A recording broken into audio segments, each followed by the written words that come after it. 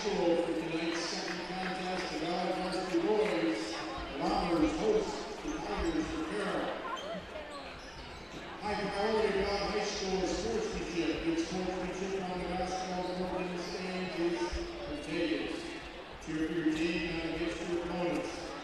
Encourage the people around you, be a good sport, cheer loud, and enjoy the game. The Carroll Tigers are members of the Raccoon River Conference in tonight's contest with a record of 5 wins and no losses. The Tigers are coached by Randy Beeson, who is assisted by Jackson Hines, Gary McGill, and Brian Tiggs. The Ballard Bombers are also members of the Raccoon River Conference and hold a record of 3 wins and 2 losses, and are coached by Jeff Schurz. He is assisted by Tron Scott, Jared Varsity, Sam Weeks, and Wyatt Weeks. The officials for tonight's contest: Derek Clausen, Rod Kohler, and Ryan Carroll.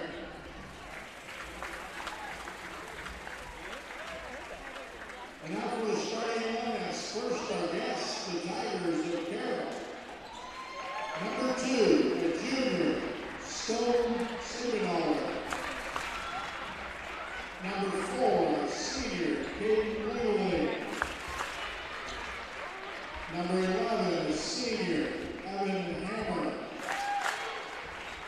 Number 14, sophomore, Matt Collison. Running out the lineup, number 23, senior, Peyton Wardell. Now starting lineup for your Ballard Bombers. Number 2, senior, Owen Greenlow. Number 10, junior, Mason Gatchell. Number 13, senior, Noah Cogdill. Number 21, junior, Jackson Brown. Right after Ballard lineup is sophomore, number 23, Jude Dixon.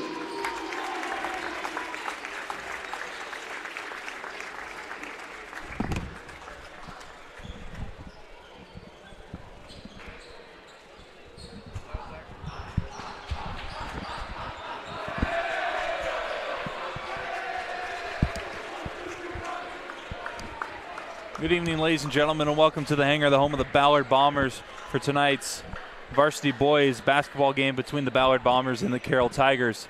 I'm your play-by-play commentator, Brock Bierman, alongside my color commentator, Tim Davis, and our executive producer, Dan Ingsler. And we got a good game upon us right here. Yeah, Brock, we're in for a dogfight again. We've stressed it throughout, even just Tuesday and tonight. We will all year. Welcome to the Raccoon River Conference, where there's no easy night. And the Hammer kid's going to be a handful. Yes. Evan Hammer, one of the top players in all of 3A basketball. Just talking with his dad, funny story, actually played slow pitch softball with his dad 20-plus years ago in Mitchell, South Dakota. Eric Hammer. Small world. My brother Shay and his family is listening up in Orange City, and Shay invited me to play on that team. I was in college, and Eric was working in Mitchell, but he came up and said hi. I was speaking with him before the girls' game, and super good dude, good family, but Evan can flat out play. He can.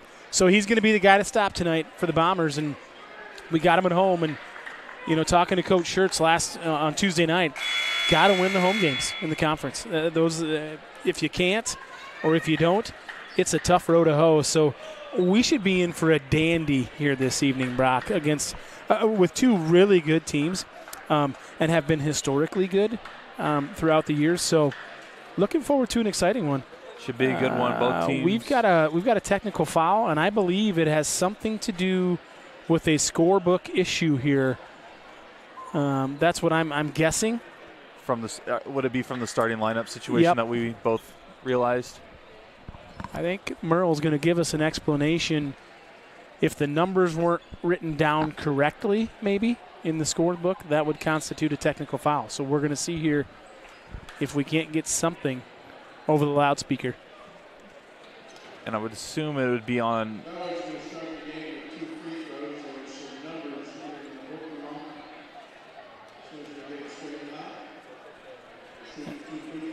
So the Bombers will get 2 free throws before we actually tip it off here inside the hangar. We'll figure out the number situation here. I'm not sure who exactly they're. Well, what it is, Brock, is when you write on the official scorebook, and if you've got numbers written down wrong, and which I heard the PA announce Mac Collison with a different number. We didn't have him. I think he said 13, and we were looking, or 14, and we were looking, wasn't right. So they're getting it kind of straightened out, but by rule, that's what's going on. So an auspicious start already to this one. Is that a sign of things to come? I hope not. So while we have a minute here, let's talk about Christmas gifts, and have you got them bought yet? For my family, yes. Okay, I'm not specifically talking about your family, Brock. No. Anyone else that you need to get a gift for? Not yet. Folks, if we could get the camera on him, we're not going to now, but we've got he's wearing a red hoodie tonight, now he's got a red face. We are in the Christmas spirit here. We are in the holiday spirit, so we're looking forward to it. The kids got their ugly sweaters on here for the Bomber faithful, but we're going to start the game with Jude Gibson at the line for 2, all by himself. He's no checking pressure. out, and we're still getting the scorebook clarified, and this is something that – how often have you ever seen this happen, Bear? I've been calling games I've been live streaming games since my junior year in high school, and I don't think I've ever seen a game start like this. Exactly. So it's few and far between. I've maybe seen 1 or 2, but it's either the head coach. So technical foul-wise, if there would be another one, how does that pan out? Is it I on the believe coach? this is just administered to the team, so I don't know if it's actually to the coach, because I don't think that you can constitute, because is it still a rule in Iowa, if you get it technically you have to sit down? Or is that no longer a rule? I know that you couldn't stand for the longest time, and I know if you got a T, you had to sit. And I haven't seen technical. They don't really call it technicals. Yeah. So. And not to get technical with this. See what I did there, Bear? I see. Yeah, we're doing that before the game even kicks here, or tips off. So. They're still trying to figure it out here. I guess we might as well get into it. Both teams are coming off of a win. Carroll Tigers coming off of a win at Winterset, won by 8. Another close game. All their games have been decided by less than 10 points. Something to keep an eye on. They started off the year with a banger against Kemper Catholic with a 56-55 game winner from Evan Hammer, which, that's the guy that we've been focusing on before the game. Yeah, he dropped the hammer on Kemper. I don't know if you saw the video, the nice inbound play, and he just turned around, nice 15-footer. Then the Bombers on the other end coming off of a win against Carlisle, where defensively they had a great game. Cogdale had 6 blocks. Gatchell had 3, and then young talent started stepping up, which is a great thing. Gibson is someone that we expect to be performing really well all season, and then Brown and Miller were also players that were stepping up as well. So we just got word it'll be 2 free throws to start for Jude Gibson here, and the Bombers will get possession. So we will not have an actual tip, and Jude misses that one. So this is a little different moment here for Jude. Probably the 2 of the easiest looks he'll have ever. And he missed on the first one, and he gets the second one. So before, we still have 8 minutes in the first quarter, and the score is 1-0. Not many times you're going to hear that. Yeah, 1-0 with no time off the clock. Interesting. Is it Friday the 13th?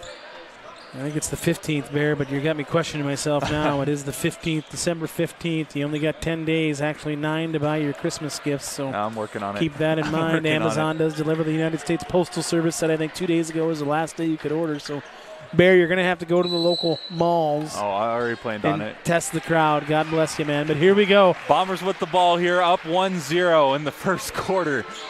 Definitely a interesting start for this highly anticipated basketball game as Gibson draws a foul right away inside. Great play right there for the Bombers to come out. Nice set. Back screened him in and then posted him up just perfectly. Thing of beauty. Nice set there from Coach Schertz to start the game. Foul on number 3, Matt Collison, his first, team's first.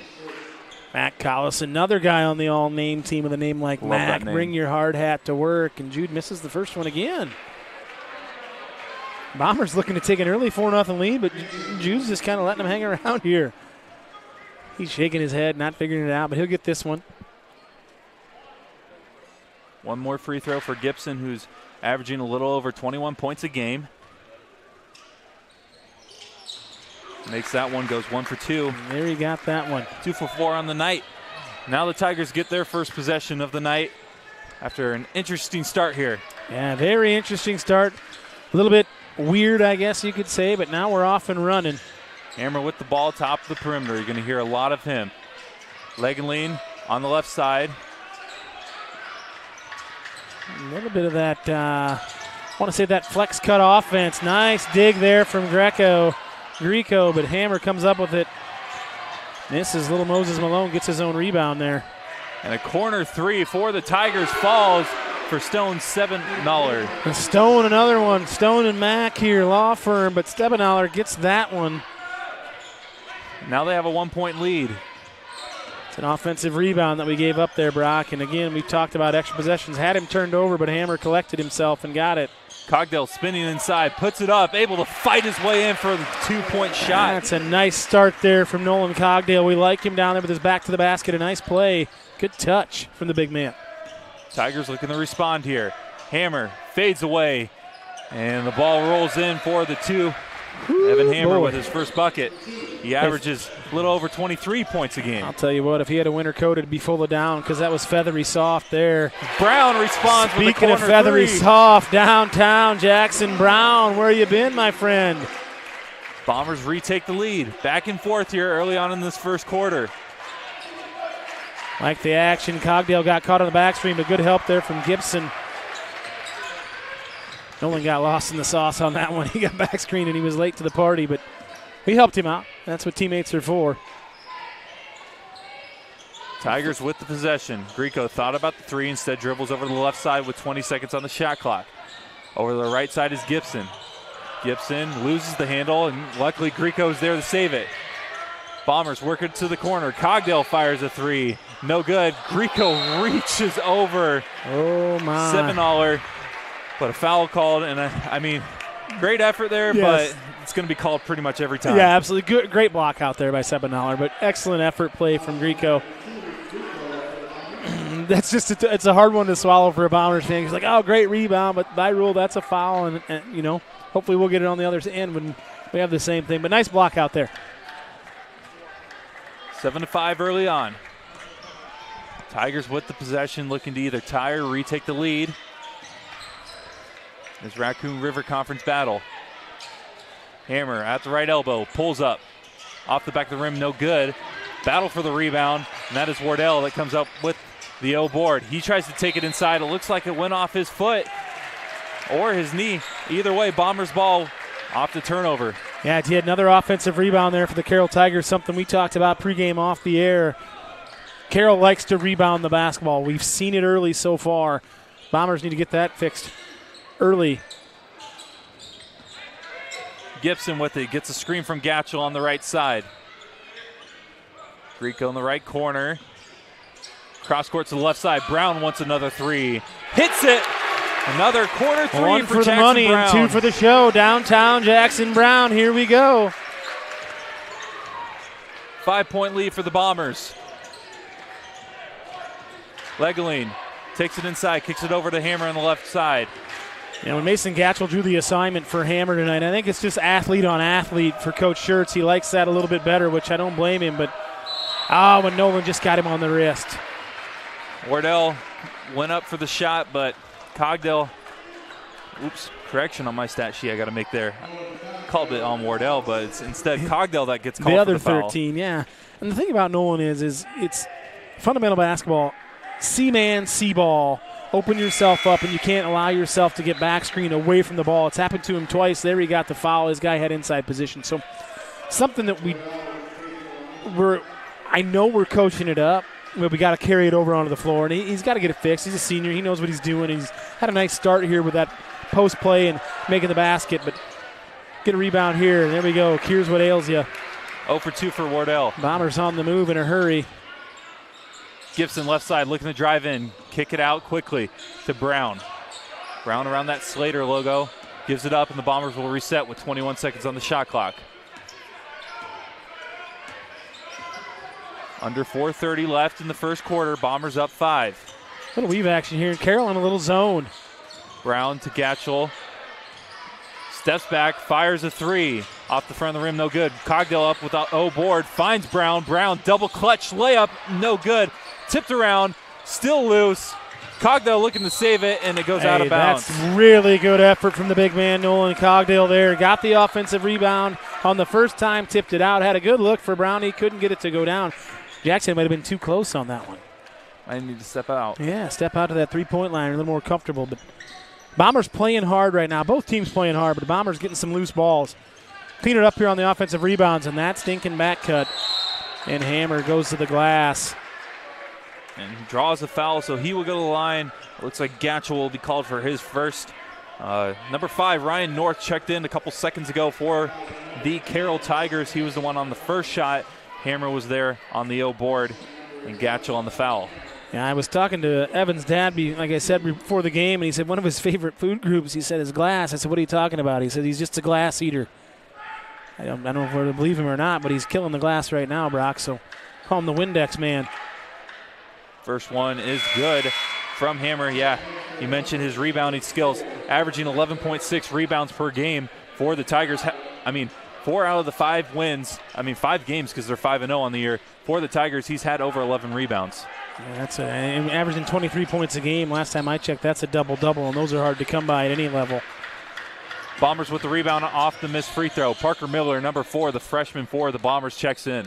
Bombers like to play that NASA style of ball, all about creating space, right? That's what we like to do. That's when we're at our finest, is when we can do that on both sides, create it on offense, take it away, and Jude just kicks it off his own foot. It will be Tigers ball off the turnover. Cogdell was the one that checked out as Parker checked in. Bombers lead by 4. Very back and forth. A little smaller lineup here now for the Bombers, so going to have to get some help from Mason down there in the post without Cogdell clogging up the middle. North over the leg and lean. The scout was out on him to try to front Hammer there and get the backside help, but Hammer's pretty physical down there. Gatchel's just poking the ball loose off of that pass inside. Here come the Bombers on the fast break. Gatchel to the hoop, draws the foul, count it. Oh, that's a big-time finish there from Mason. Gatchel with the outside hand, came across him, finished with the lefty. Nice to see him get rewarded for that defensive effort down here, and it's a whole team defensive effort on young Evan Hammer down there for the Bombers, but just kind of like a bunch of little gnats out there. Just real pesky around the ball, digging at it when he gets it into the post. Nice job by the Bombers. So Gatchel will go to the line looking to convert an old-fashioned three-point play. Gatchel will probably be on that all-hair team as well, Bear. We talked about that Tuesday. He's got a full head of hair on him. That he does. Bombers get the board off the missed free throw. Hate to see his shampoo bill every month. Mine's cheap. Oh, Grieco loses the handle, goes out of bounds, and it'll be Tigers ball. Oh, you snuck that one by me there, Bear, but you said yours is cheap. I couldn't agree more with that. But Grieco found the official. He was wide open there on the wing. Owen saw him. Just the wrong guy, wrong team. Would have been great if he pulled up for 3. Yeah, if he'd have nailed it, then we'd have known something was up. Tigers with it here. Down 6. Floater's no good from Seven-Aller. Bombers in transition. Gibson, double clutch, reverse layup over to the right side is Gibson for the deuce. Dipsy-do, a little bit underneath action there from Gibson. That would be, if we had one, the double dip play of the game right there. Foul on the floor. It looks like it will be against Cogdell. That's his second, if it is against him. Yeah, and Nolan's got to be just a little smarter. But he's playing aggressive, and you don't want to take that away from the young man because we like that out of him, right? We talked about it again, averaging 1.6 blocks a game, but could be 3 to 4, but not with him sitting on the bench. But so he will head to the bench as Gatchel checks back in. Short break there for Mason. A foul. Offensive foul. I think it's on that screen, yeah. Caught him with the grab maybe there. That's against North. That's his second. 2 quick fouls for him off the bench.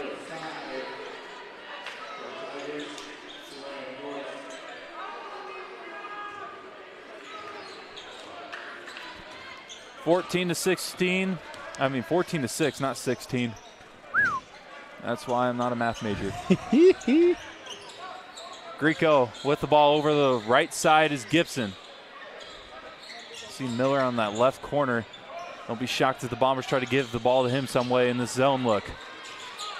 And the scouts out on the Bombers, right? With the man, there's that pesky travel call. We saw it in the girls' game, and here it is rearing its head in the boys' game. Scouts out on the Bombers, right? Play zone against them. They've kind of struggled against it. We've seen it in a couple games. Boone plays a really good aggressive zone, held them tight. That's kind of the MO for if you're playing us, but we've got to get better at it, and I think we are. There's a three, just left him wide open. That was Will Schulte's. Rebound by Brown. Here come the Bombers. Brown with it. We'll take it. Bounce pass inside the Greco. He flips it up and puts it in. Just a little floater there from a little lefty. Listed as 6 foot, maybe with shoes on. Yeah, I would say. Tough shot for someone his height. The Ryan Seacrest lifts, but yeah, beautiful shot. Gibson with those quick hands. That's going to be off number 4. Great effort right there. Bombers with a 10-point lead early on.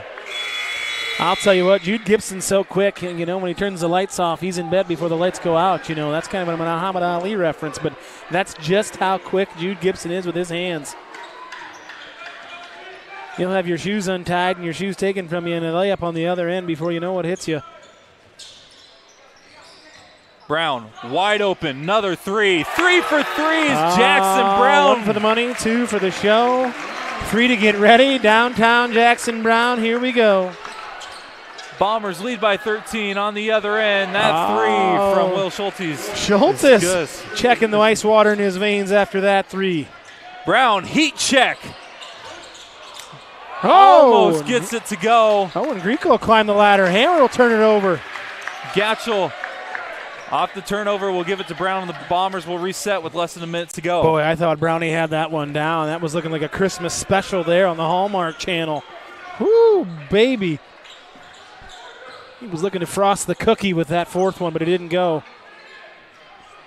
15 seconds on the shot clock. Gibson finds Brown in the corner. Back to Gibson. He'll step back. Fires a 3. No good. Miller almost comes up with the rebound. Instead, it's Wardell with the defensive board. Carroll looking to push the tempo a little bit. Had Hammer. He's got Hammer down on the mismatch on Gibson, but they kick it across. $7 3 is no good. Gibson almost able to come up with the rebound and saving it, but out of bounds. Remains Tigers ball. Jude was working his tail off on Hammer down there just to keep him off the glass. Gatchel heads to the bench as Eli Rouse checks in for the first time tonight. Big Eli Rouse. Another guy on the all-hair team. Jealous. Sorry, Bear. 5 seconds. Tigers need to get something up here. Gibson pokes the ball loose. Tigers recover, and nothing will get put up before the end of the first quarter. Excellent defense there to finish that quarter. Woo, baby. Well, in total on the quarter, the Bombers only scored 18. However, due to the technical foul before the game, Bombers have 19 on the scoreboard. 19-9 is the score. Bombers lead it here. Yeah, folks, see on your screen there, big event coming up January 7th, Flight Bar and Grill. They're our main sponsor for the Ballard Network. We've teamed up with them this year to do something a little different. I believe the Ballard Network's the only one in the area that does this. We do a monthly live talk show called The Flyby this month, January 7th. Sunday, doors open at 6 o'clock. Show starts at 6:30. 2 outstanding guests, local guys. Sam Peterson, a Huxley kid. Brody Breck, Ankeny Hawk, both Iowa Hawkeye baseball players, both all conference guys. They'll be at Flight Bar and Grill. Sunday, January 7th. We're going to have a little sit-down conversation with them. Sign some autographs. Autographs are sponsored by 2020 Eye Care. Dr. Domino and the folks down there take good care of us, so we try to take care of them. But should be a really good night. So if you've got youngsters, you got baseball fans, you're a Hawkeye fan, you're just a local flavor fan, the food's always great. Chef Katie does a great job from Flight Bar and Grill. But Flight Lounge, January 7th. Doors open at 6. Plenty of tickets to be had yet. I think we've got a table left. Many individual tickets. Get your ticket now. They're a hot ticket item. Back to the game. Tigers start out with the possession down 10. Not necessarily something that we probably expected heading in this one, as we usually expect these two teams to be battling it out, as inside is Hammer on the offensive rebound. He draws a foul, and he will go to the line. And we're going to see who that's on. That's a big call because it's either on Gatchel, and that'll be on Cogdale. That'll be his 3rd. Might be it for him in the second quarter. Offensive rebound. Given up again, and Hammer will go to the line for 2. And here's the issue, Brock. If we're going to go back and watch this, we're just not in the right position defensively, and it's putting ourselves in trouble. But Hammer lets us off the hook there by missing the free throw. And Grieco will check in for Cogdell. Wouldn't be shocked if we see a little bit more of Eli Rouse now that Cogdell is out with 3 fouls. Yeah, that's a really good call there, Brock. I think you are going to see some of Eli because Mason's going to have to work his tail off, as the whole team is, to defend Hammer, as we know he's their guy, right? And we got to stop him. Everything runs through him. But try to make somebody else beat us. So far, so good. But not having Nolan helps us. And he goes 0 for 2. Interesting there from Hammer. Don't see that. Gibson try to feed it down low to Brown. You just forced that one. Now we don't need to make a silly foul. We don't want to compound a mistake with a mistake. Hammer with it. Top of the perimeter. Yeah, good defense there by Gatchell and good dig there by Gibson. Collison's three is no good. Rebound by Brown. Gives it up quickly to Gibson. This is where Gibson likes to work. Instead feeds Brown for a long three. Almost gets it to go. Brown shot that one from Duff Avenue and Ames, I think, Bear. He was out there a long ways. Parker Miller, good take. Miller will stop. Kicks it out. Grieco three. He hits it. Oh, I like that. I like that a lot, Brock. That makes me happy. The transition three, wide open, got his feet set. Good play by Parker Miller on the steal and not to force it. Freshman not playing like one once again. Inside, that shot from Wardell is no good. Bombers gaining more and more momentum. Gatchell hesitates, takes to the hoop, kicks it out to Brown. And they'll reset quickly here. Right now the Bombers are putting a ton of pressure on Carroll's defense, not letting that zone get set. And now that's a lazy pass from Mason Gatchell right there. Wishes he had that one back. Hammer calls his own number and gets the easy deuce. Right now it's a frantic pace, and I think both teams could use just a little bit of a breather here. Up and down, like the elevator business. Got him on that one, folks. That was great. Miller in the left corner, 20 seconds left in the shot clock. Mason Gatchell's tired. He's down in the corner trying to catch his breath. Good find there. And Brown with the 2-point shot. Nice find by P.K. Miller there. Whoo, boy. That was beautiful. Good finish from Brownie down there, too. Both teams are tired, Brock. You can see I'm getting tired watching this. It's a pace.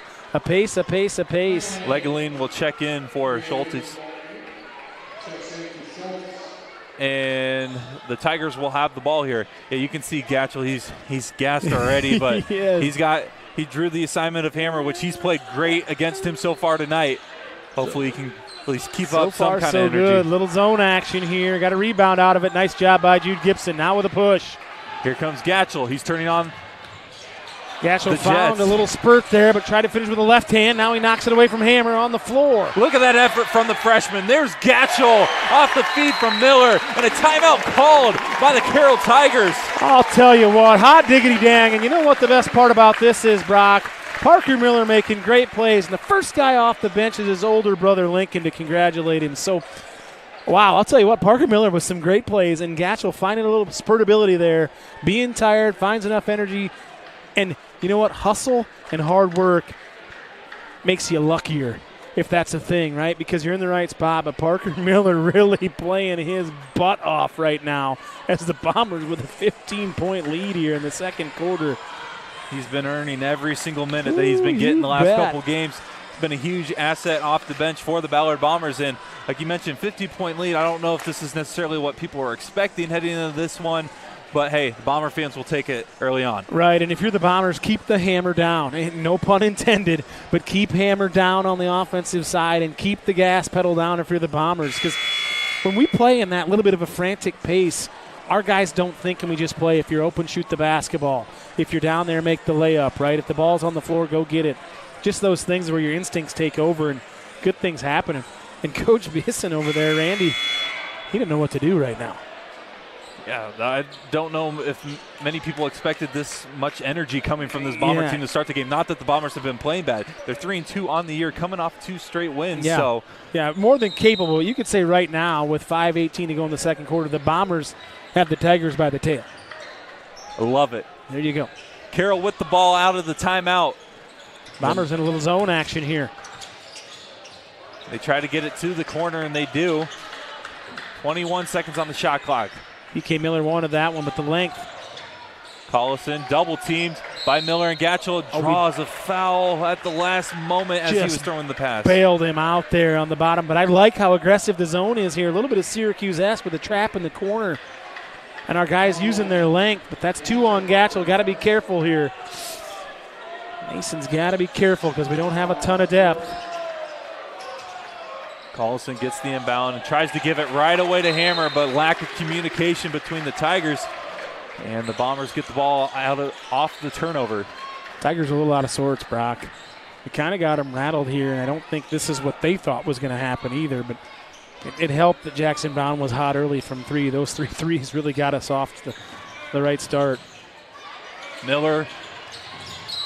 No. No, that's the incorrect call.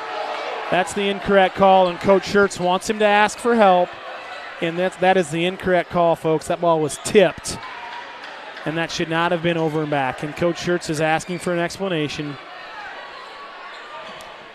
We try not to get that way, but it was touched by the Tigers, and we're biased a little bit because we're the Ballard Network, but we missed that one. Coach Schertz is just pleading his case, and he's saying watch the next time. Tigers with it. Chris Deason, Coach Deason's down there kind of getting a chuckle out of it because he's like, yeah, well, I've been there, done that. Yep. Tough call right there, but the Tigers looking to respond either way, and Hammer gets the fadeaway 2-point shot. When he catches it that deep at 6'5", he's tough to stop because he can elevate. Grieco wants a long 3. Rattles out. Rebound by Hammer. Those were going in. We've made 4, but we can't get complacent. That's not so much a rhythm 3, you know. We talked about rhythm 3s, and that's not a rhythm 3.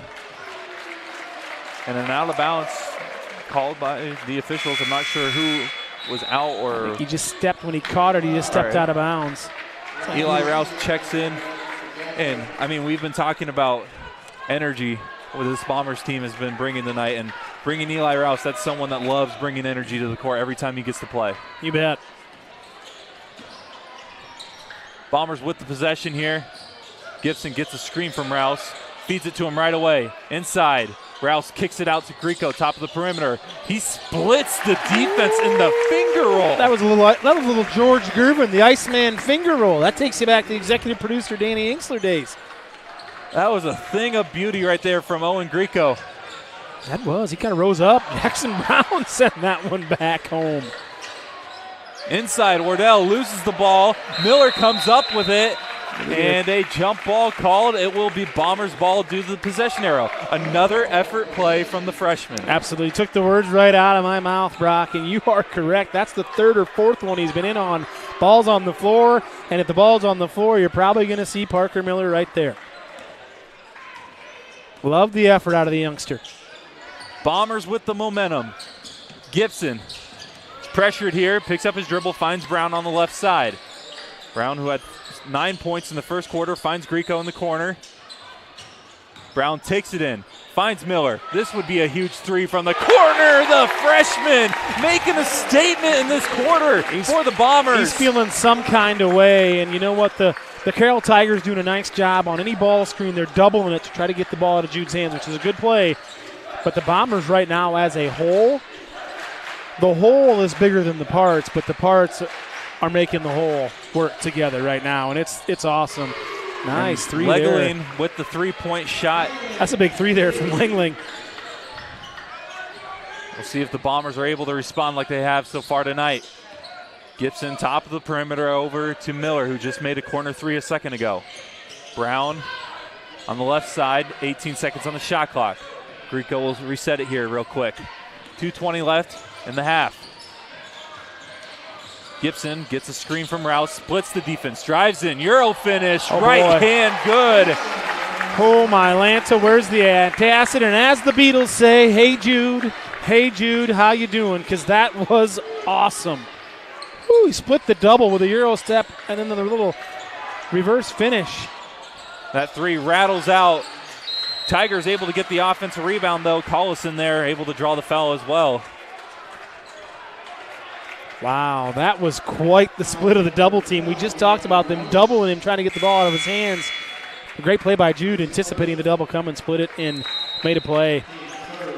It's a good time out here by Coach Schertz. Our guys are gassed.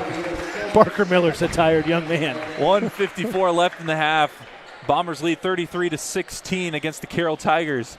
And like you mentioned, the Bombers have been pedal to the metal since this game started. Even before the game started, they were able to get an extra point due to the unfortunate, awkward technical foul due to the the scorebook snafu. Yeah, for sure.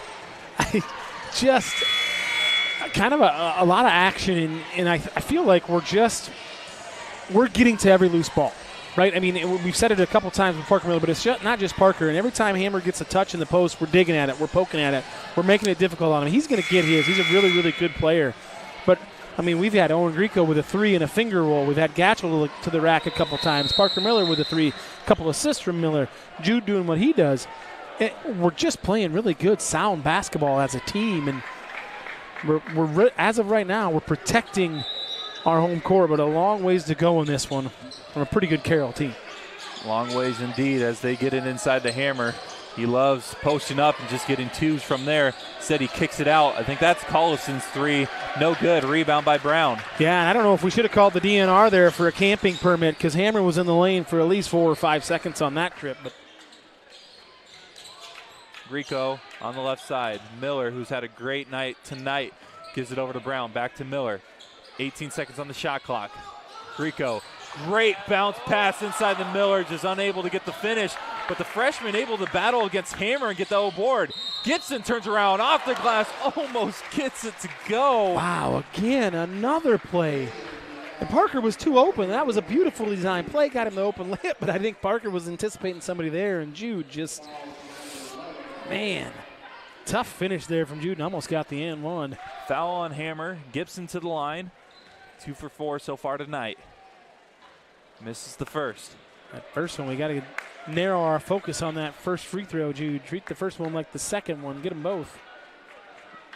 Great effort. The reason we're at the line right now is due to the freshman, Parker Miller, who fought over Evan Hammer, who's a great rebounder to get that offensive rebound as Gibson goes 1 of 2 on that trip. Effort plays. 1:10 left. Really good denial there from Jude in that zone, and Jude Gibson crashing the glass on that zone, which he needs to do. Less than a minute to go. Bombers with the ball. Rouse on the left side kicks it out to the top of the perimeter.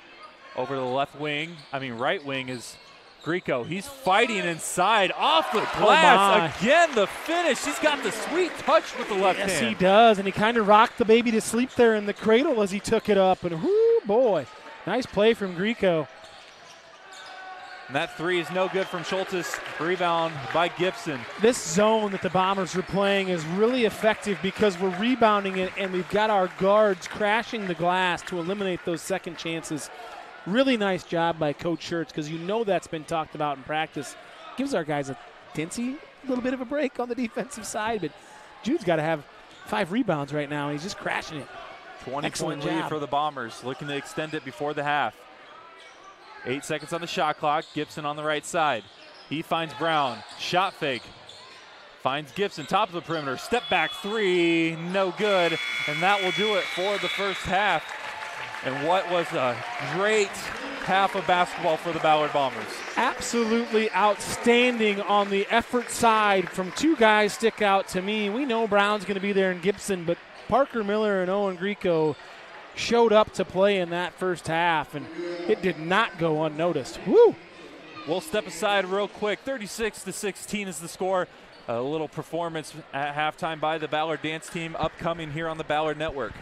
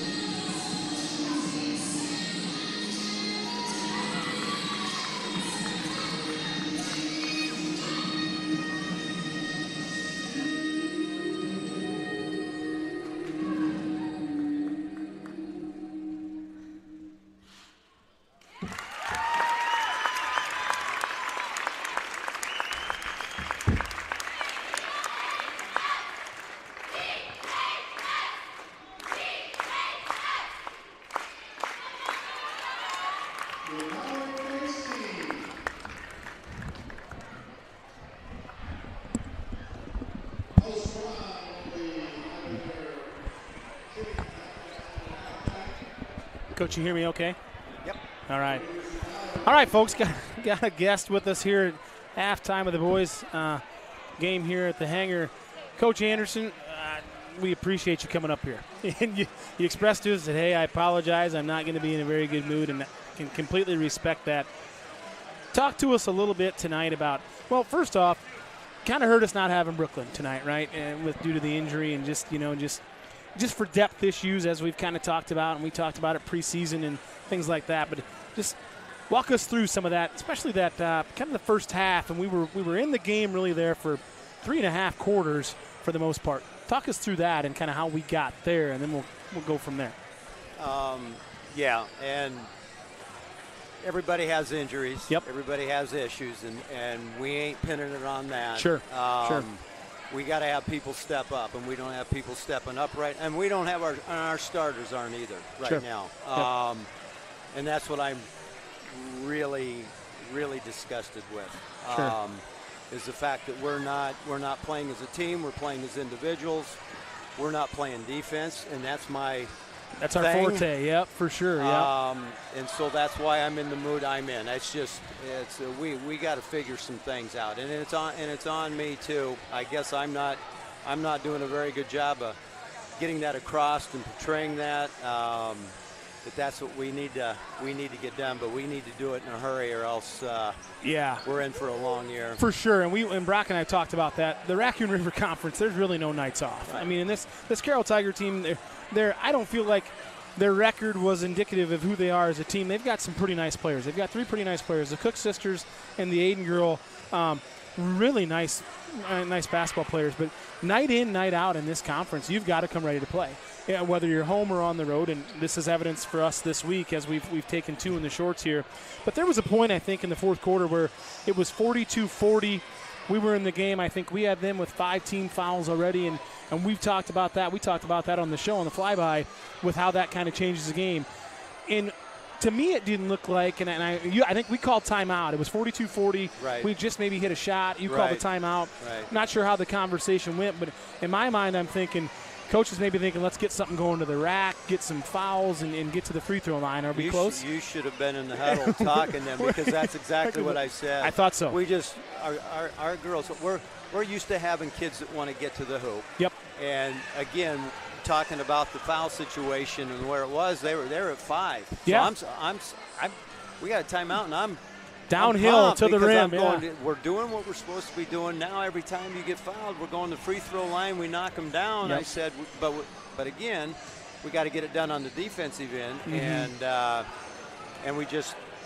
it's just kind of been the way we've been for a week now. Is that we talk about it, but then we don't go out on the floor, and we don't put it into play, and we don't execute. Sure, so. and you can, in your frame of mind coaching, right? You can talk about it, but you got to be about it, and you got to carry it over. And it's those things, and it's little things, and just loose balls, and they tend to add up, as you've known over your career. And those are big plays throughout the course of the game. And I feel like we're off. And you talked about it. Maybe it's playing too much individually or things like that, but we just seem out of sorts, and we don't have time, as you commented. Right. We got to get it fixed, and it's got to be on the hurry, because we get Gilbert coming to town on Tuesday. I tell you what, we don't get it fixed. Like I said, it's going to be a tough road to hoe. It's going to be tough. And we need somebody to step up. We've always had a leader. We've always had someone that will step up and take charge or whatever, and we've yet to find that person. Right. And I say our locker room wasn't a pretty locker room after this game, and I think they know that right now after our conversation, is that they got it. We can't do it for them. Yep. They got to do it, and they got to figure it out, and we'll find out on Monday. I mean, I told them the other day, I said, I'm never going to quit on you. I'm never going to give up. No. And I'm going to continue to be on your rear ends when it needs to be done. But coaches can't do it for you. Right. You got to get it figured out. Yeah, and you're coaching them hard, and something's got to click. And I think we've got the personnel. I mean, we've got girls with experience. We've got girls with big game experience that have played and made big shots. Yes. Right. Taken big shots and made big shots and knowing roles, and maybe, getting our role players figured out and how that works. And you've been in it a long time, and you know that there's ebbs and flows of a season and things like that. But again, we don't get any easy ones. We're not in a preseason. No. We don't get to take a little holiday break and go somewhere and play a couple of cupcakes.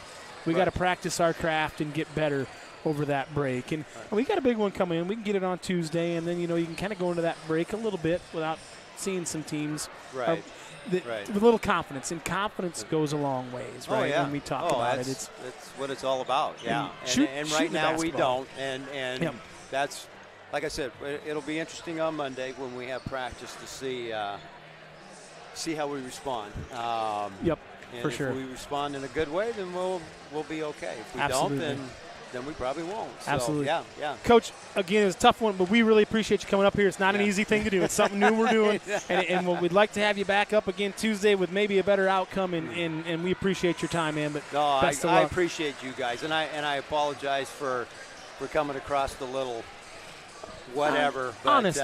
We appreciate that. And again, we appreciate you coming up. We take this to heart. I mean, absolutely, this is Ballard. Yep. There's a tradition we have standards. Here. Yep. We're used to certain standards, and we don't live up to them, then we have to answer why. Your expectation. You can either rise or fall. The expectation level set, and we can rise to it. I'm sure we can, Coach. Thanks again, Coach Anderson. Thank you. Awesome. Yep.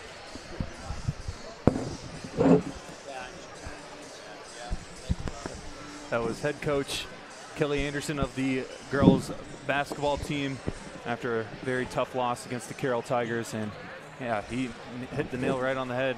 Just need to find that leader and kind of flip the script off of what was a very tough week for this Ballard program. And not an easy thing to do for Coach, because he's just steaming mad, when he wants to win games, but he wants them to play better. And I can totally empathize with him. So we appreciate him and coming up here and taking his, time. He probably is thinking, I just like to, go home and kind of relax and process this. But that's part of the business that we're in, Brock. So something new we're trying with the Ballard Network, by golly. And their coaches are gracious enough to do it for us. So, but back to this one, man. Whew.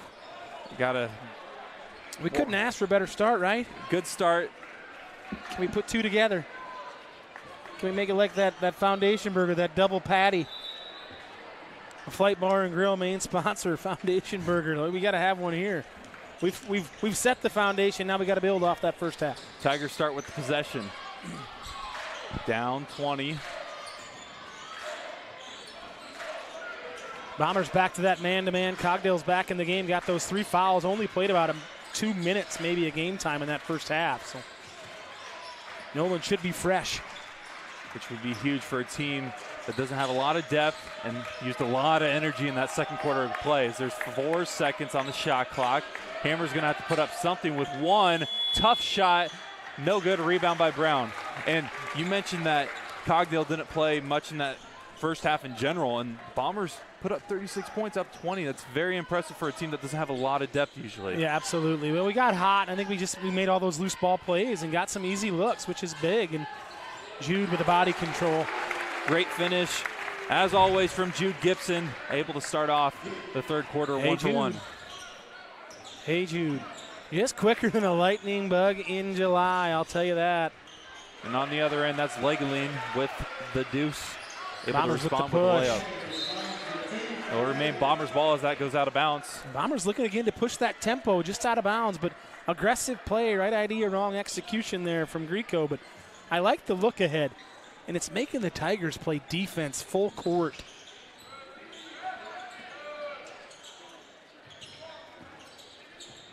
Bombers inside. Brown draws the foul and just stares at his opponent as he makes it. He'll go to the line. Jackson with a little head shake, a little shimmy shake, and the kiss off the glass. I don't know what it is, but it's something about that basket. If there's a mistletoe hanging up there, it's been full of kisses tonight for the Bombers. It's been a great night. No. No mistletoe talk for you, I understand. Brown converts the old-fashioned three-point play. Keep it PG for the listeners at home here. Yes. For the love of good gosh. Tigers with the ball. Got him baffled, folks, but Bombers lead by 23 right now, if my math is correct. Inside finish is no good for the Tigers. Brown comes up with the rebound. And that's a quick transition foul. If that was the NBA, it would be a quick free throw for the Bombers. That's right. You're a big NBA fan. Celtics are your team, right? Oh, yes, sir. So good in the regular season that they made an in-season tournament for them just so they could finally win, and they lost. Well, there you go. But again, there were the Bombers with the push of the basketball. The Tigers didn't have any choice but to foul. And Cogdale altered that shot, and him just being in the game at 6'7", that makes a big difference. He didn't get the block shot, but he contested it enough to make it difficult. Especially when you're going up against a great scorer like Hammer is inside. Gibson tried to get it down low, but it was stolen away, and Wardell comes up with it. And Jude he kind of gets into that force mode sometimes and tries to make something happen when it's not there. Inside, that is a great take from Peyton Wardell. Yeah, that's a really good finish from Wardell there, and just a kind of a silly foul for Mason. He got caught on his hip, and he couldn't do anything about it, but that's 3 on Mason. So 2 players for the Bombers with 3 fouls, and it happens to be 2 of the most important defenders for the Bombers. Yeah, guys with length and athleticism for sure. Carroll with a little zone pressure here. Looks like a 2-1-2. Bombers don't really have a lot of trouble with it. Bombers got to keep playing basketball here because Carroll's good enough to come back from this 20-point deficit. We can't get stagnant on offense or complacent here. Brown with the ball on the left side finds Gatchell. He'll try to give it to Gibson and does. Gibson's almost triple teamed, and then he throws it away. Another turnover. That's back-to-back trips from turnovers with Jude there. Brown pokes the ball loose, comes up with the steal. This ball's still loose. Tigers with it now. Inside, no good from Legeline. Out of bounds, and they'll say Bombers ball. We're going to say it's off of the Carroll Tigers. I didn't see it that way, but anyway, we missed an opportunity on a layup. Owen saw him deep, couldn't get the handle on it. We turned it over, so we've turned it over 3 straight possessions now for the Bombers. We were up by 23, now it's just 20. And Carroll with a little pressure here with Gibson. Breaks it on his own. Great pass to Brown for the inside hand finish. Brandon Brown having himself a doozy of a night. Did you say Brandon? I did say Brandon. That's his dad. Jackson's playing. Brandon's watching in the crowd. His dad, Jackson's grandpa Monty, will be happy to hear that I referred to him as his dad. Jackson won't. When Jude gets the ticky-tack one there on Hammer. Hammer with the deuce. He'll go to the line. Foul on Gibson, his first. What we don't need to have happen is get Hammer started. You know, we've done pretty well against him, but a three-point play and some things. And you know Carroll's going to turn up the heat here with full court pressure, but they don't go very deep either as far as personnel. So we talked about it earlier with Coach Bisson over there. He kind of likes to play chess in his mind and then move some pieces around. One of the great minds in this great conference of basketball. No shot because of the lane violation, according to the officials. Some very unique calls tonight we've seen in this game. It's been a special night. Yes, it has.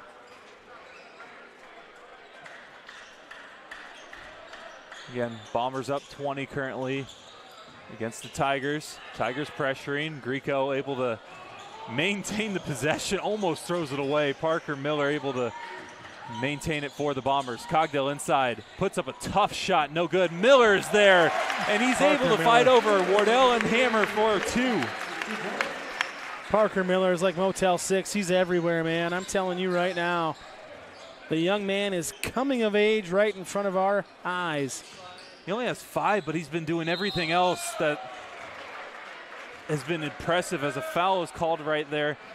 Cogdell's got to be careful there as he's asking for an explanation from the officials.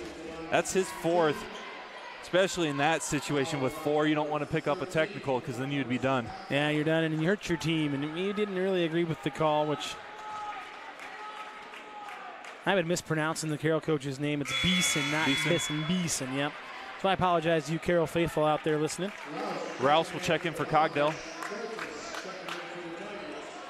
All these years I've called these Carroll games. I haven't really referenced him that much, so the fact that you messed up and I didn't notice puts a bad look on me. No, that's all right. That's why we're here. Well, there's Hammer again.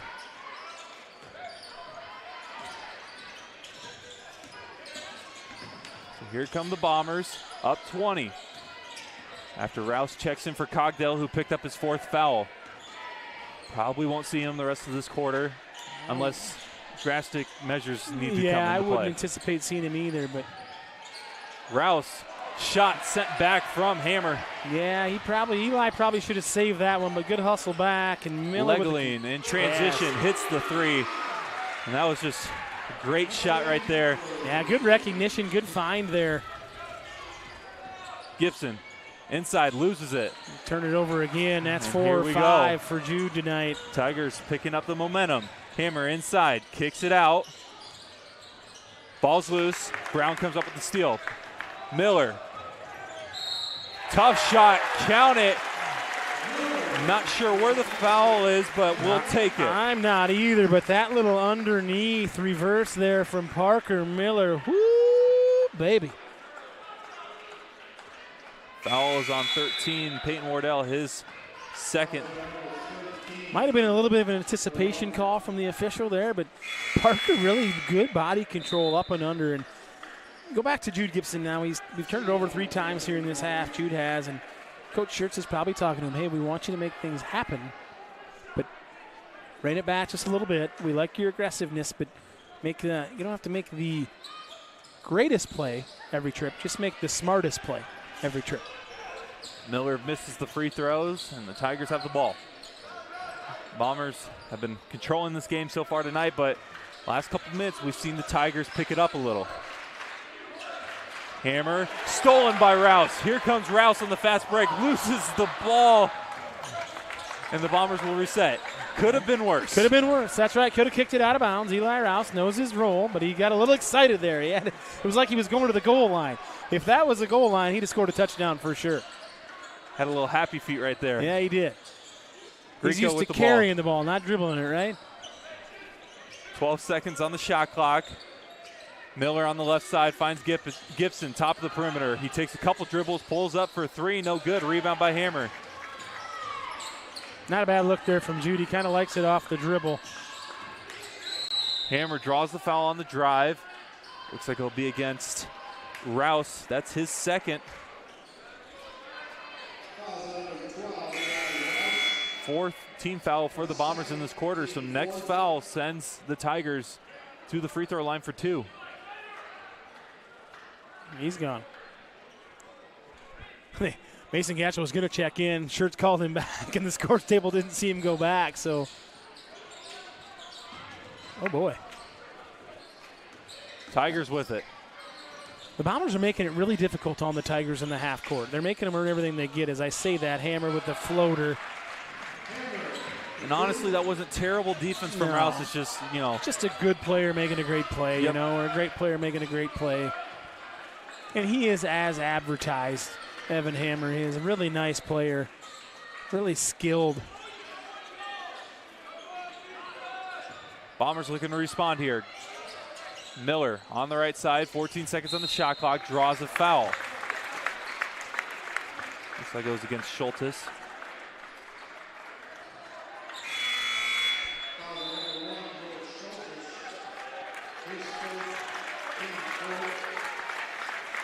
Gatchel checks in for Eli Rouse. Great minutes right there from the big man.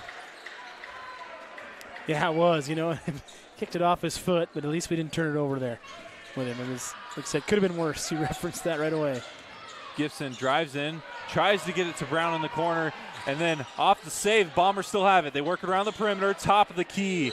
Gatchel hits the three. And a foul off away from the ball.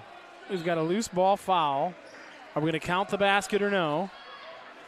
The basket's good, but now I think that'll be 5 team fouls on the Bombers here, maybe in the half or in the quarter.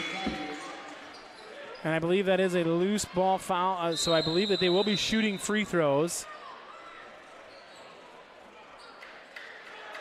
So the foul was on Gibson, his second, and like you mentioned, it goes to team foul number 5. So it should be free throws.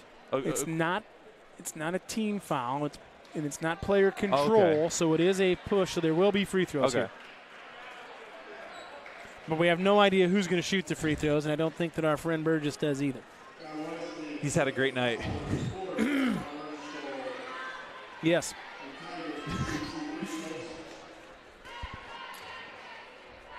Schultes to the line for free throws. First one is good. But the 3 was good from Gatchel, and let's not discredit the ball movement there. That was great. From the Bombers to get the extra pass and the open look, and Mason knocked it down. And great effort from Carroll's leg lean, trying to save the ball. It's just unfortunate that for him that it landed in a Bomber's hand. Yeah. Carroll with a little bit of full court pressure here. Mason was hugging that sideline. Jude set him up. Mason knew he was close. Less than a minute 30 to go here in the third quarter. Bombers still leading against the Tigers. Bombers need to be sharp with their passing. Little weave action here. That's Rico. Just what I was talking about. Can't be too loose with it. Rico almost threw it right into a defender. Fortunately, it was tipped out of bounds. And a quick timeout called by Coach Schertz and the Ballard Bombers. They're up 50-32 here inside the hangar. So far, so good here, Brock. Still a lot of action in this one.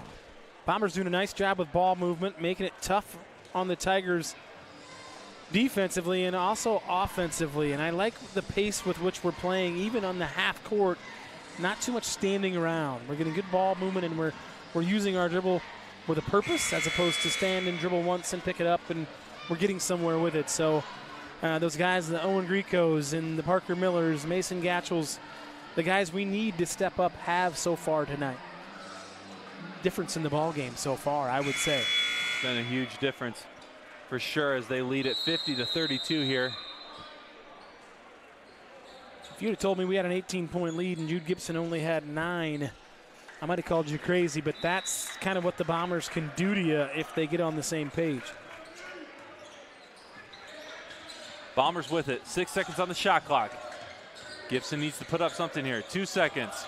Brown puts it up, but it's too late. Too little too late, and that's just on Jude Gibson there with no recognition of the shot clock, the young man, and he's pointing to himself. Students tried to make it known that the shot clock was coming to an end. Probably should have been a little louder. Yeah, I don't think that's quite what Coach Schertz had drawn up there out of the timeout was the shot clock violation, but that was somewhat of a little, well, that was a, I almost mentioned a name, but I won't do that to you. The guy that used to coach up there down the road wasn't great out of timeouts either, but oh, we got him trapped in the corner. Bombers with it. Miller Actually, that's Grieco. That's Check Grieco. that. He gets the layup and one. With the and one, and again, out in the full court, Gibson leading the break. And he throws it ahead, and Grieco with the and one. And again, I'm not sure I saw the foul there, but We'll take it. Take it, absolutely. We'll take it. We will take it. I'm not complaining one bit. Nice sub here by Coach Schertz, getting Jude a little extra time on the bench. As well as Gatchell, who's played a great bringing part in of the Bombers' defense tonight. Dylan Schoen checks in here for the Bombers. Eli Rouse with a hustle play there. So close. It'll be Tigers ball. Love Great the effort out of Eli, though. That's kind of been the theme tonight for the entire Bomber squad. Yeah, I did there, Bomber squad. Squadron, yeah. Airplane theme. You got it, Bear. I got it. Hammer spinning inside. That was a great take to the bucket. We have seen a lot of great takes tonight from both teams. Both teams, absolutely. And finishing them is the thing, too. You can have $1 million move and a 2-cent shot. White men can't jump reference there, by the way. But Hammer just with a beautiful spin move. He kind of looked like the dance team at halftime with the pirouette and the finish at the rack. Gatchell and Gibson check back in. Dropped the hammer on that one.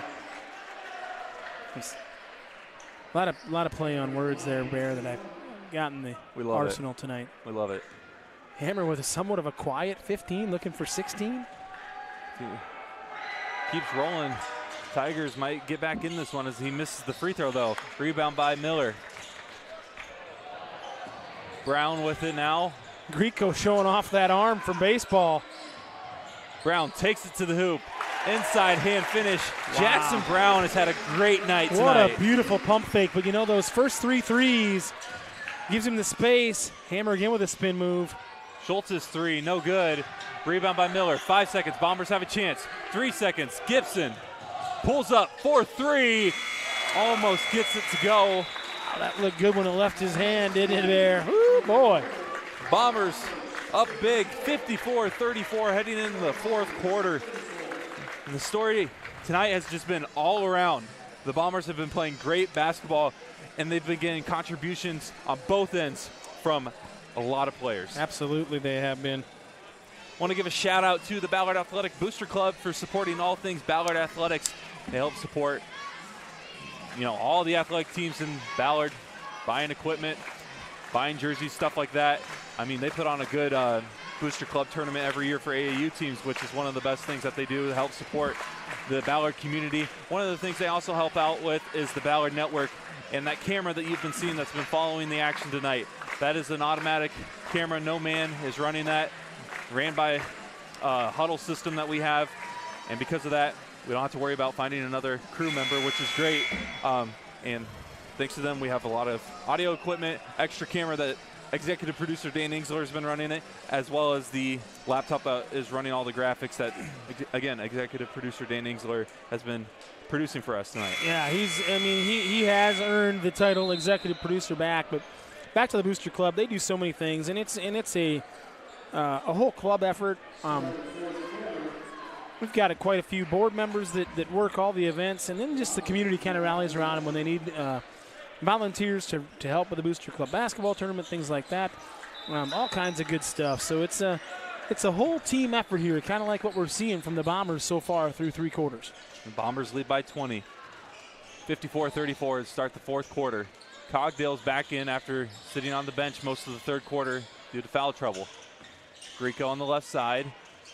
Gives it to Cogdale, almost lost it. And then there's a bad pass, leads to a steal. Wardale on the fast break. Great defense from Gibson. Tip shot no good, rebound by Cogdale. I think Coach Beeson's asking maybe there should be a technical foul there because of the glass hit, but to no avail. Gibson with the deuce. Again, the Bombers in the open court sharing the wealth. And when you play in the open court with this group, you have riches, and let's call a jump ball here, and we got one. Possession arrow still favors Carroll, but again, another effort play from the Ballard team. We are on every loose ball, Brock. We have got our hands on every loose ball that's been on the floor. We've tipped it away. We're diving around. Guys are playing together with each other and for each other, and it's a thing of beauty right now. Wardell inside, shot no good. Probably wanted to foul, got a body from Cogdale, but no call. Coach Beeson was looking for that one. He really was. Gibson with it. And again, strong with the basketball here in the half court for the Bombers. Be precise with your passing. Strong with it on the dribble. Execute what you want. Run some clock, but get a good look. Cogdale finds Miller. 10 seconds on the shot clock. Miller takes to the hoop, floats it up. No good. Battles for the rebound. And unfortunately, the Bombers get called for a foul there. Yeah, nice little floater there from PK Miller, and he finished. He followed his shot really nicely. Knew it was maybe off just a little bit. And that's a floater. That's a game he'll work on, too, because that'll be a strong part of his game as Grieco checks out. There's a guy that's had a whale of a game, Owen Grieco. He's had some great takes to the back. I am lost for words. This Bomber To the basket. Team, yeah, Bomber team has been playing really well. At this point, I'm lost for words. Legeline, three's no good. Rebound by Gibson. Gibson climbed the ladder there. Gibson kicks it to the corner to Brown. Extra pass over to Miller. Back to Brown. Thought about the three. Now dribbles. Bombers will reset here. Miller taking it to the hoop. Tried to feed Cogdale in the corner. And he should have went up with that one, don't you agree, Bear? He had a wide open lane to the basket, being a little too unselfish there from the freshman. He's going to watch that on film and say, and you know what, in a year or two, he's going to cram that one home for a dunk.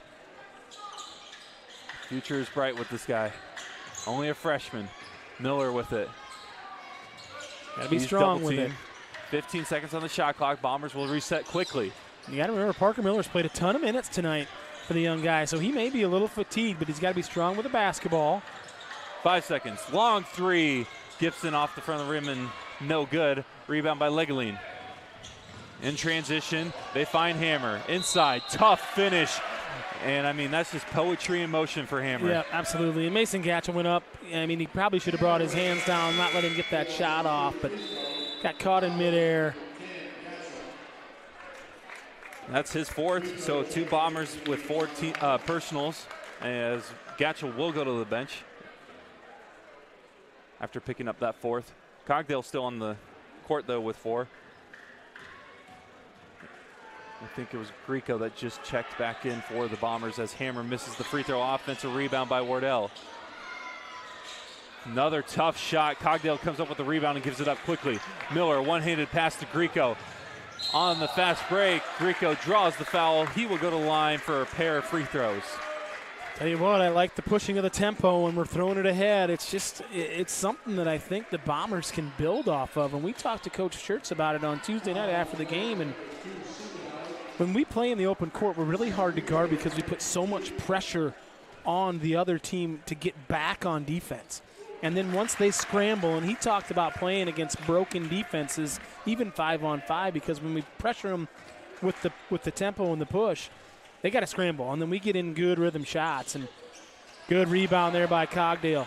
He bodies his way inside, unable to get the finish, though, but great effort there from Cogdale. Yeah, I would have liked to maybe see him kick that one out, run a little clock, and get a better one, but great offensive rebound from Nolan. And he kind of hard to get in the flow when you haven't played a whole lot, right? He's played 6 game minutes is all tonight. Little zone action here from the Bombers. This was effective in the first half as we rebounded well out of it from our guards. That three-point shot is no good from Schultes. Rebound by Miller. Here comes Gibson. Tries to get it down low to Cogdale, but that was Schultes who was able to read that pass, tips it out of bounds. And Jude takes responsibility for that one because he knows he can see the defender behind Nolan. If Nolan can't feel him, we'd always teach that to the post guy. If you can't feel the guy in the post, feel him. Try to get your body on him. And as the guy delivering the entry pass, you know he can't feel him, so don't give it to him, right? Just take an extra dribble, bring it back out, and then let him go to work. Another thing you can see on film, and then fix that. Little chin play action again. We got the backdoor layup. The Tigers are tired of playing defense right now, Brock. They really are. The Bombers are having their way with them. I mean, it started early with maybe that snafu in the scores book, but the Bombers smacked them right in the mouth in the first quarter. That shot no good. Rebound by Gibson. Another great night for Jude Gibson as he takes it to the hoop. Finds Cogdale, goes between his legs. And here come the Tigers. Legeline able to get the deuce, and a timeout called by the Carroll Tigers with 4:20 left in the fourth quarter. 59-38 is the score.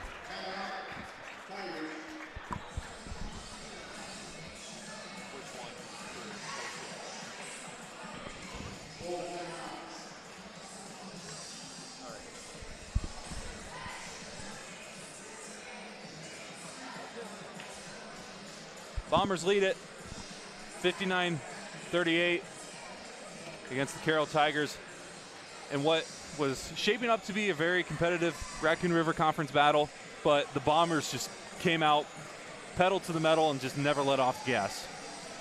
This is like, sorry. Go ahead, Brock. I've watched a lot of these teams, a lot of these Ballard games, and this is one of the best all-around team performances I've seen in a long time from this Ballard program. Yeah, you're getting production from just about everybody that's been on the floor, and even the short amount of time that Cogdale's been on the floor, he's been somewhat productive with an offensive rebound and a few contested shots and a bucket here or there. But the Gricos, the Gatchells, the Parker Millers, Eli Rouse just coming in and giving good, solid minutes. Brandon Brown, as my pen breaks in my, Brandon Jackson Brown. I keep saying Brandon. I talked to his dad earlier tonight. That's why I keep saying that. But you're getting things from guys that you're maybe not accustomed to, but we can be accustomed to because they're more than capable. And this is a great game to prove that to everybody that they are capable of doing it. Bombers get the ball. They try to get over half court. Miller recovers off the tip pass. Cogdale inside. Tough shot sent back by Hammer. Got to use his left hand there. And that shot from Seven-Aller is no good, but foul call, late foul call, not to mention. And I think, who is that on? It was on Hammer. Oh, it's on. I thought it was against the Bombers. My bad. So actually against the Tigers. Hammer just with a little push there in the back. Gibson with it. Finds Brown. Hesitated on the pass. Late pass out of bounds. Remains Bombers ball as it goes off the foot of Legeline. Yep, and I like the aggressiveness here from Ballard right now, but 4 minutes to go, up 21. Let's bring it back out. Maybe run a little clock and get a really good look here. Bombers in no hurry here. Need to be strong with the basketball, on the dribble, and the pass. Like we've stressed it a couple times, but they're going to play aggressive. But this is where the shot clock, keeps them in the game a little bit. The clock is your friend if you're the Bombers. Tough shot from Gibson, gets tipped around. Ball is still loose, and that is North that comes up with the rebound. Here come the Tigers with 3:25 left. Legeline, who's starting to pick up production here in the fourth quarter, gives it over to Schultes. His three is no good. Rebound by Hammer. Hammer looking to get inside and does over Cogdale. Just a good effort play there from Evan Hammer. Miller with it. They'll slow things down a little. We'll give it up to Grieco. It's a good heads-up play there by the freshman, not to attack. Understanding the game. Bombers look to be in no hurry, like you mentioned. Scoring time is the Bombers' friend right now. 12 seconds on the shot clock. Bombers will start to run their offense here. Brown with it, gets a screen from Gibson. Picks up his dribble, finds Gibson, top of the perimeter. Down low to Miller, extra pass. Grieco, three, no good. Tipped around, rebound by Grieco. Tries to get it down low to Cogdale, out of bounds. Last touch by the Tigers. Bombers ball. Really good tip out there by Jude Gibson. Again, going to the glass, which, to each is their own, I guess. You'd maybe like to see him stay back a little bit, but tipped it out, got an extra possession. Now we got 33 seconds. Getting close. It looks like Carroll's subbing their guys out as Hammer goes to the bench. This might be a little 2020 time here, huh? Little Barbara Walters, Dan Rather, the 2020 guys. Coming in up by 20, down by 20. It's not quite 20, but 16. Haven't heard that in a long time. It's been a while since we've had one of these, Brock. Gatchell down low, tries to give it to Gibson. It'll go out of bounds as it goes between Gibson's legs, and it'll be Tigers ball. Good aggressive play there. Right idea, wrong execution. I think we get too cute with a bounce pass in close proximity. Time and a place. putting a lot of strength in those passes too. When how close they are, they're looking like Deacon Hill, just throwing absolute bullets at each other. Wow, he's dropping Deacon Hill references, folks. Throwing bullets. Put that on your bingo card. Put that on your bingo card. I don't know if Deacon Hill can fit on the bingo card, but neither is here nor there. Tigers with less than 20 seconds on the shot clock, getting around the 2-minute mark. Inside, tough shot. That is good from Noah Hinners. Hinners coming in.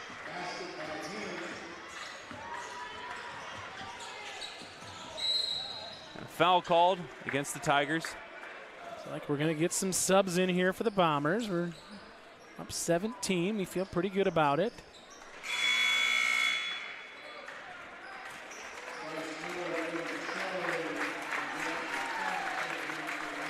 Yeah, the old 2020 game. Executive producer Dan Inkster likes the 2020 reference. I heard that 20 years ago from a coach and made a lot of sense to me. I mean, it's kind of how it works. You're up by 20, down by 20. You're going to get in. Schoen with it. These guys have worked their tails off in practice every week, playing those JV and freshman games or whatever they are, but get them in the varsity action. It's kind of fun to see. Miller. Over to Schoen. 18 seconds on the shot clock. Dillon takes it in, kicks don't call it out. That. Yeah, well. And a late charge call against Dylan Schoen. Probably not my favorite call there, Bear. Not my favorite, but maybe the right one. Good Gibson will check out. And Lincoln Miller will check in. Great Lincoln Miller makes me think of Lincoln Lawyer. You seen that on Netflix? 2 seasons. That's a good show. There's another season? There's 2 seasons of the Lincoln Lawyer, yeah. Oh, I know what I'm doing this weekend. There you go. Well, I thought you were buying Christmas presents. Oh, yeah, true. Inside, that is Hinners with another bucket. He'll go to line looking to convert an old-fashioned three-point play. Speaking of presents, Hinners got a gift there from Jackson Scott as he kind of ticky-tack touch-fouled him and got the layup to go.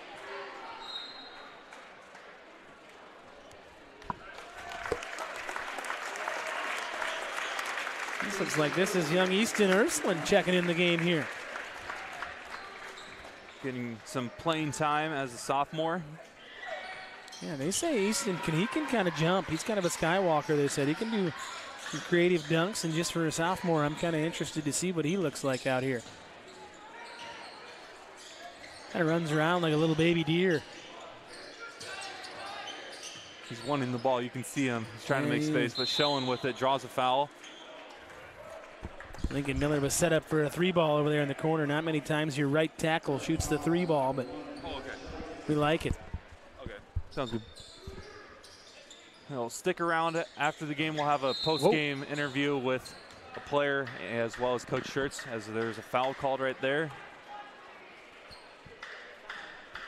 against Schultes. We're officially at the minute mark. Bombers lead 59-45. Inside, Schoen puts it up. Hey. Good. Dylan showing you a good time right there. Love it. There we go. Inside, shot sent back. I think that was Schoen again. Showing again. He's showing out right now. Dylan is. Corner 3, good. That is Bryce Miller. Number 1, the freshman with the 3. I like that. Nice shot there from young Miller. These guys making the most of their action right now, Bear. Shot clock is dead. Bombers up 64-45. And that 3 is good from Schultes. Knocks it down. 10 seconds left. It looks like the Bombers are going to dribble it out here. Final score in this one, 64-48. Your Bombers win it, and probably one of the most all-around efforts that we have seen in a while.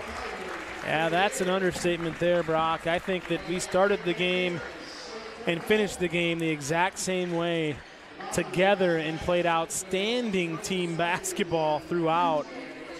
Just a really great overall team effort. Excited to get Coach Schertz, and I don't know who we're going to get in the afternoon. We're going to get Jackson Brown. Jackson Brown up here, and he had a whale of a game there. To 16 points. Yeah, start us out and kind of kept the ball rolling for us. So we got Gilbert coming up next week. Bombers can walk into this 4-game homestand and walk out 4-0. That would be huge heading into the break. as well as they have the Hy-Vee 12 Courts of Christmas event in Kansas City that week as well. The 20th and the 21st, they'll be playing a lot of tough teams down in Missouri. Yeah, a couple of tough ones down there. I think Coach Schertz kind of let us know that on Tuesday. So, but the Bombers improved to 4-2 on the season overall and 3-2 in conference play. More importantly, we talked about how important it is to win at home. Bombers improved to 3-0, defending the Hanger. Again, you want to stick around as we have a little post-game interview action with Jackson Brown as well as Coach Schertz. And really, like some games, there's clear-cut player of the game. We could have picked anybody. There's not really. We're not saying Jackson Brown's the player of the game. It was, all around was one of the best he performances played well as a team. And we're going to hopefully have opportunities to call more guys up here. But you're right. We could have picked 4 or 5 guys. You know, Jackson just stuck out because he got us going early. Yep. And then it really kind of catapulted us into playing well. And he made those 3 threes right in a row. Right. Started us. And then after that, it just spiraled for us, and we really played really well. The only thing I would say, and I think Coach Schertz, and we'll ask him about this, is we turned it over a little too much. I think Jude got a little loose with the basketball, and I think he would tell you that. And Jude would probably tell you that. But you don't want to take that aggressiveness away from that guy because he's a really good player and a lot of fun to watch. And, again, I love how we play with tempo, and tempo can mean a couple different things, I think. And again, we'll ask Coach Schertz this, is not so much just pushing it up and down the floor, but the tempo of which way you play your offense. You know, it's kind of like a band, you know, in a melodrome where what tempo are you going with? Are you going a little slower or are you going a little quicker, back and forth? And so when we get things moving and shaking on the offensive side, we're really hard to guard. And it's really fun to watch. Executive producer moving over our table. That was not a thunderstorm, folks. That was just Danix. He's going to work the camera here. We may even get on camera. I don't know. Your hair. Really, you're going to get my bald spot, Dan? Your hair's fine. Thanks, man. If you can get this one. Oh, he turned off the camera. He said he wouldn't do that to me. Really. We've got this look from me all of last year, and you can't get the camera on us? Wow. Okay.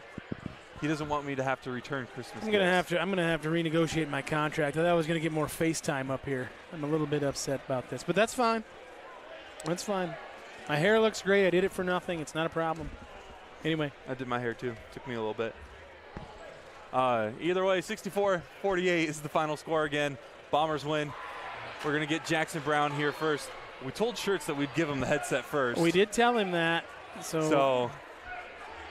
And I think we'll keep our promise this time because Brown is probably sweating a lot given how much effort he had to put in tonight, both ends.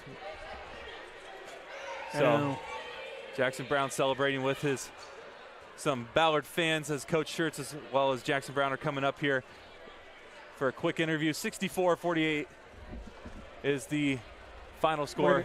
We're going to go with Coach Schertz first so he doesn't have to have your sweaty headset on. We're going to do him a solid here, Jackson. He requested last time. We listened. We listened to him this time. Coach Schertz with us here after a big victory. Great team effort overall, 64-48. I mean, what did you see out there? We were talking up here, one of the best team performances we have seen calling games for Ballard. How are you feeling after that game? I'm excited. I'm happy for our guys, happy for our team, and proud of them, proud of our coaching staff and our players. I said last week, I think it was, or the other day, Tuesday, earlier, that we share the ball well. And we were talking about Jude. He's a very willing passer of the ball and that kind of thing, but he's not the only one. I mean, it's contagious, and we did a nice job of that tonight, and that led to some pretty wide open shots. And we've got some pretty good players, and we made them pay, and it just kind of kept rolling from there. Yeah, and watching the game, and Coach, you kind of took the words out of my mouth, but we mentioned it on Tuesday, and we talked about kind of playing a little more open, a little more freely, and out in space, and to give you guys.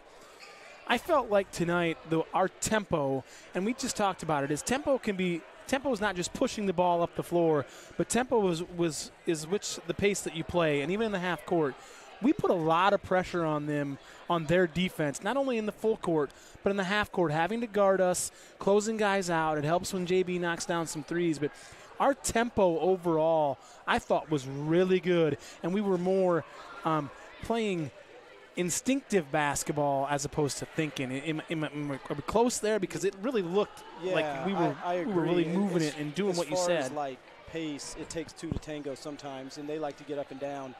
But to your point, in the half court, we try to create advantages for our guys, and then when that happens, we're just making decisions. And our decision making was crisp. It was on point, and we are better at that against man-to-man, but we were really good tonight against zone as well. And so that has kind of gotten us a little bit. I hope none of our conference coaches are listening, but I mean, if they do their jobs. I mean, they're looking at tape. But tonight against the zone, I thought we were really good. And so when they went to that as a change-up, it didn't change really anything for us. No, and we could see it because it was a confidence thing. But again, the tempo with which we played, we just put pressure on them to get, even for them to get back in the zone. They had to hurry.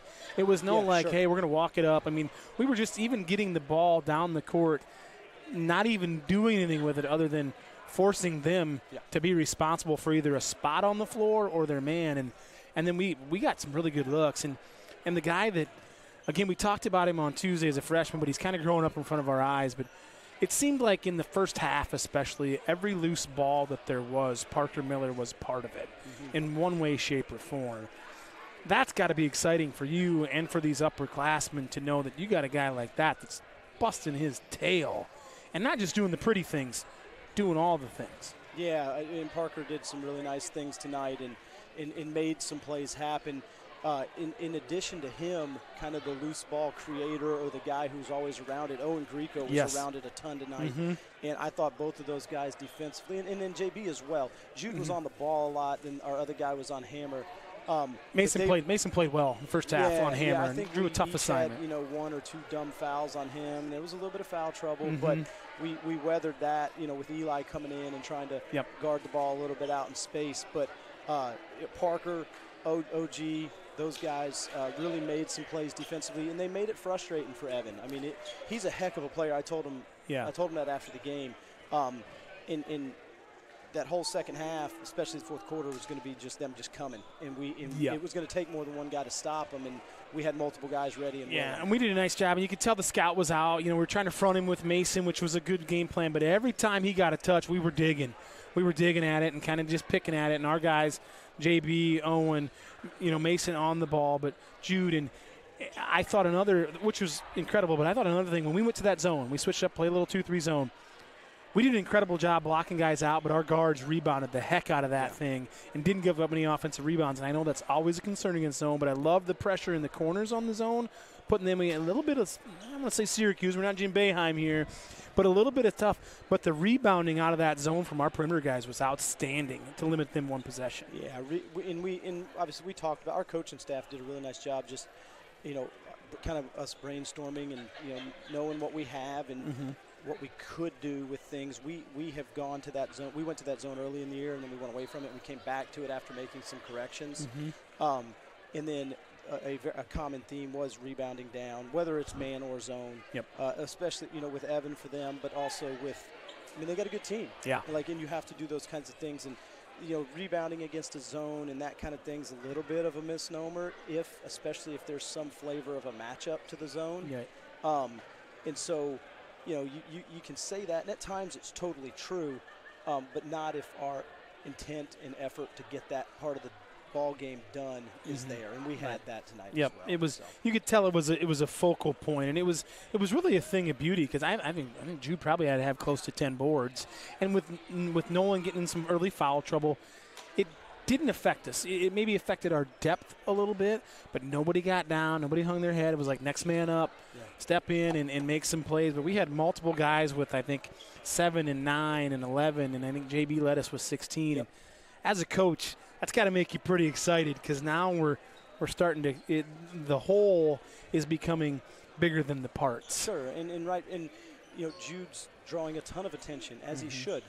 And, you know, I mean, I don't know if we can keep improving what an opponent's game plan might turn into. You know, we'll see. We'll find out. And that just makes us better with you know, hopefully building off of what we did. That was the story of the night there to start the game.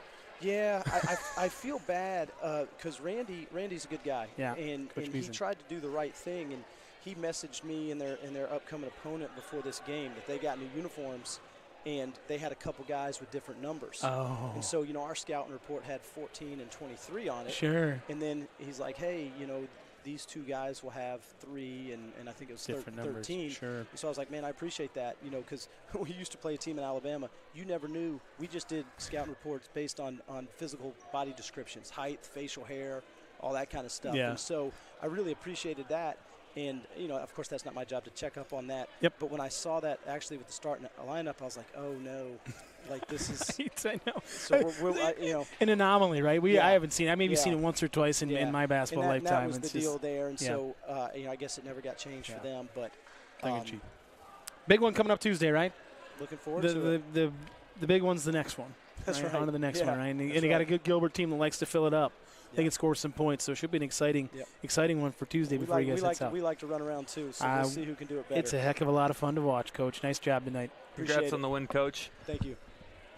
Next game, Bombers are playing against the Gilbert Tigers. We'll switch headsets real quick, and then we got Jackson Brown, who had a great game, 16 points tonight for the Bombers, leading the way on the offensive end.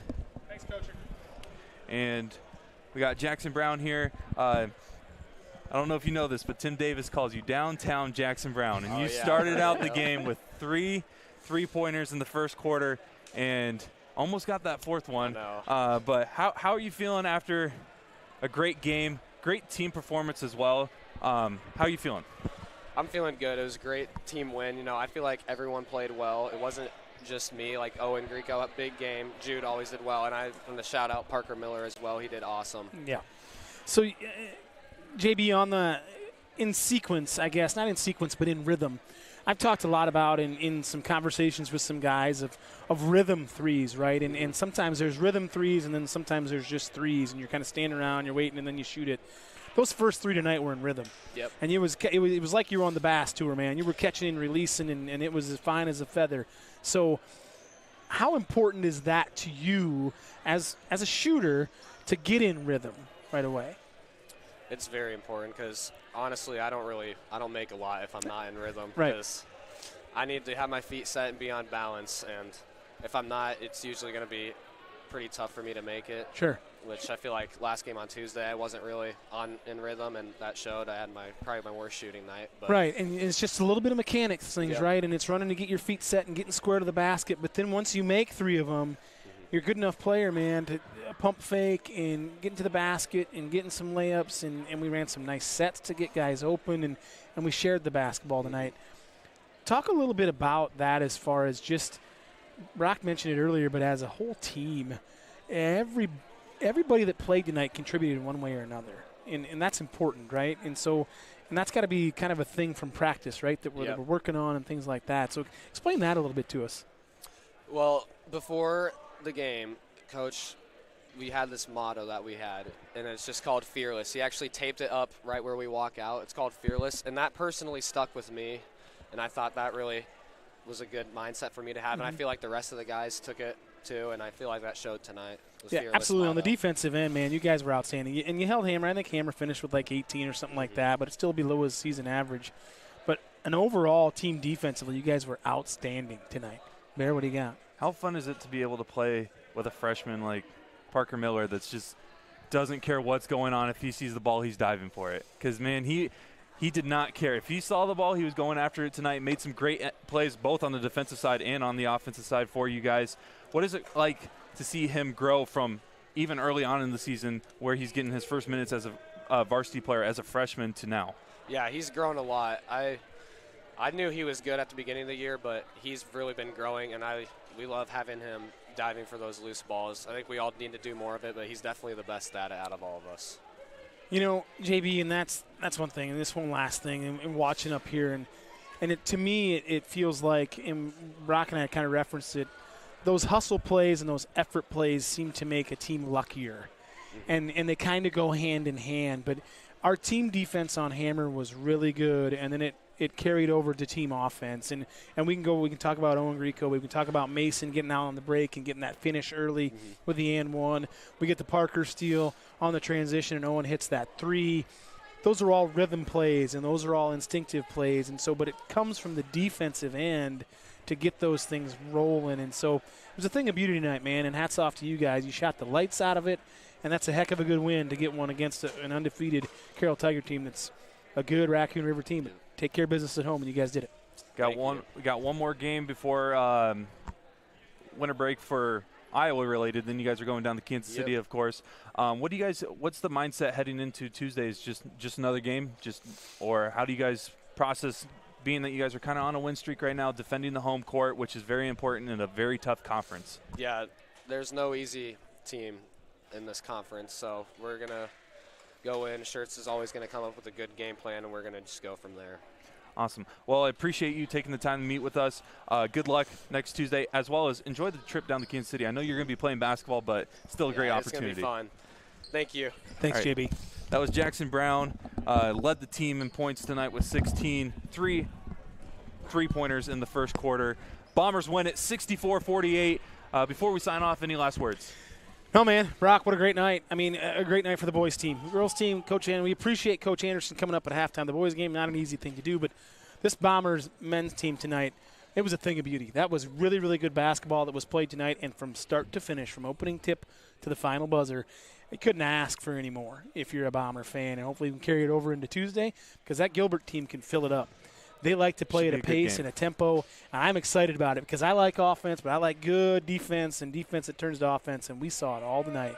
And we had a great team effort out of every one of those guys that put on that Bomber jersey. Credit to the Tiger team, though. They fall, though, the 5-1. First loss in the year, 3-1 in conference play. Bombers on the other end improved to 4-2 overall and 3-2 in conference play. Very tough Raccoon River Conference team that we'll see again for sure on the road, and they'll be wanting revenge. Either way, Bombers come up with the victory, 64-48, in this boys varsity basketball game. We'll see you next Tuesday here on the Ballard Network for Ballard versus